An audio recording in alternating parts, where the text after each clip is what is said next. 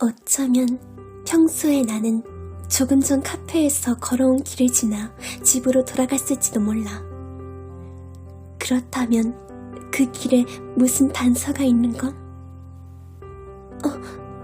저건 감시 카메라?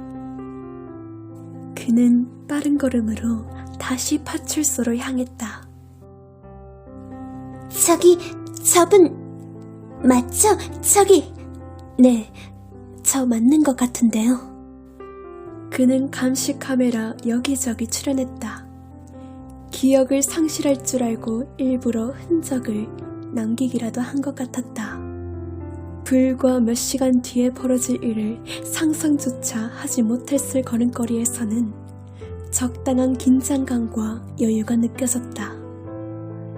허리를 꼿꼿이 세운 채 사람들과 1m 이상 거리를 유지하는 건 습관인 듯 했다. 적당한 긴장감은 그로 인한 것이었다.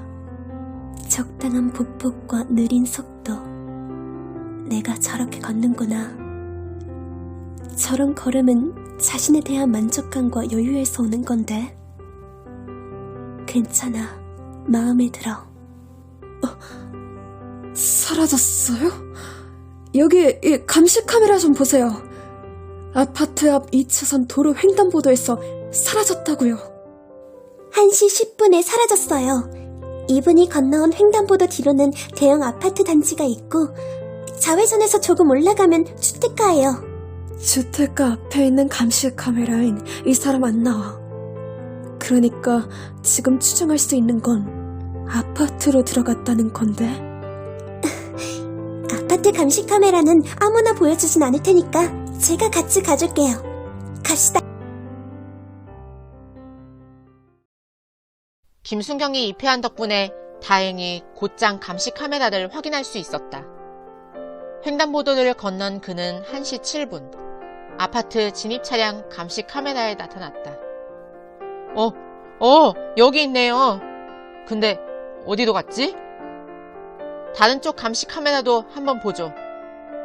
시간이 꽤 걸리는 작업이었는데도 관리사무소 담당자는 짜증내지 않고 시간대에 맞춰 각 동의 출입구 감시 카메라를 일일이 다 확인했다. 기억을 잃었다는 구구절절한 설명을 하긴 했지만 그가 다 미안할 지경이었다. 몇 시간 동안 화면에 집중한 탓에 눈이 시렸다.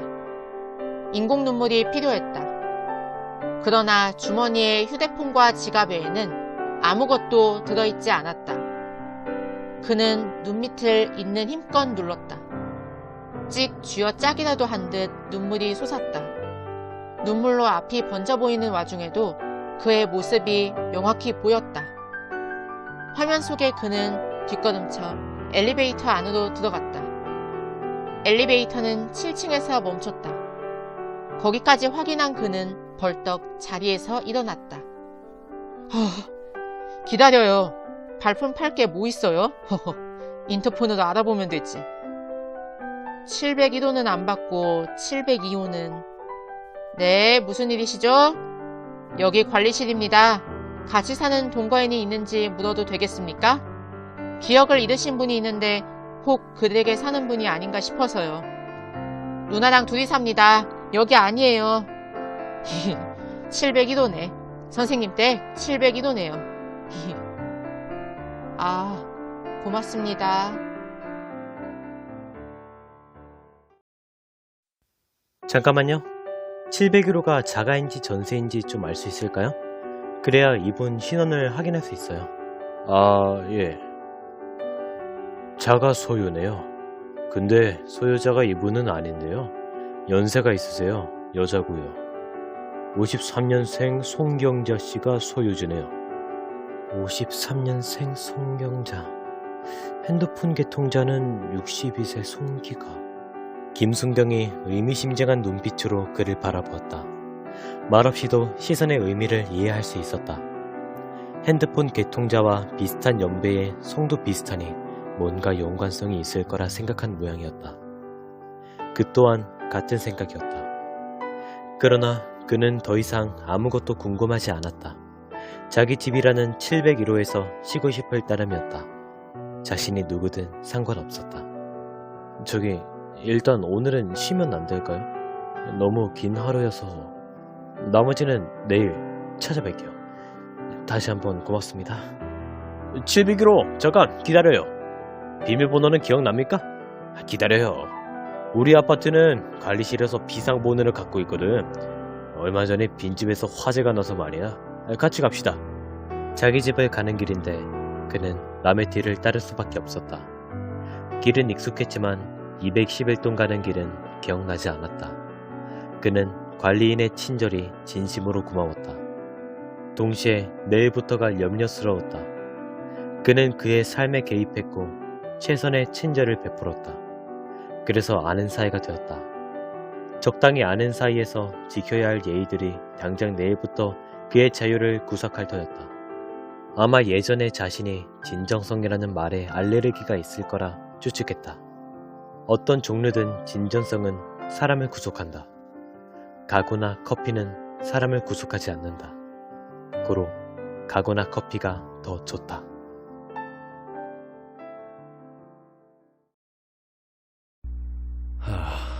여기가 내 집인가? 그는 그들의 친절에 응하는 최선의 인사를 하고 자신의 집이라는 곳에 발을 디뎠다. 흔한 센서 등이 가장 먼저 그를 맞을 거라는 예측은 기분 좋게 빗나갔다.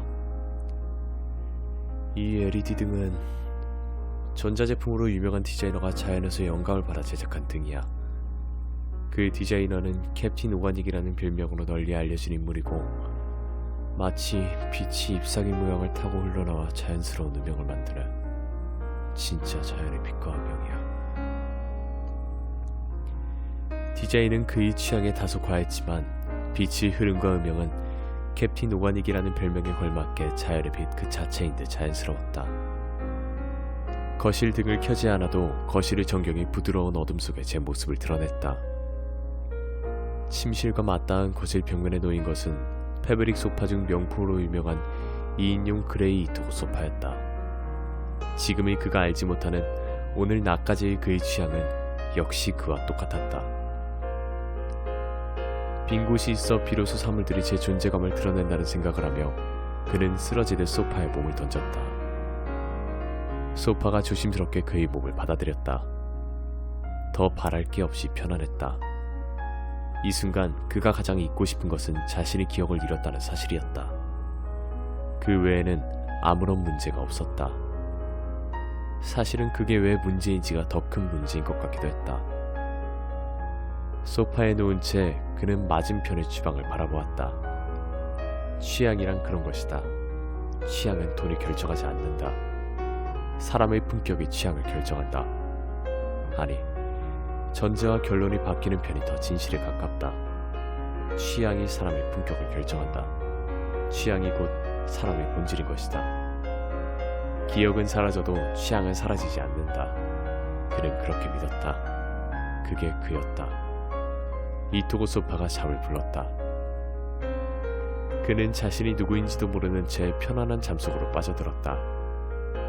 혼란스럽고 고단한 하루였다. 그는 여전히 자신이 누구인지 알지 못했다. 자신이 누구인지 몰라도 상관없었다. 이 집을 공간에 채운 것들이 곧 그였다.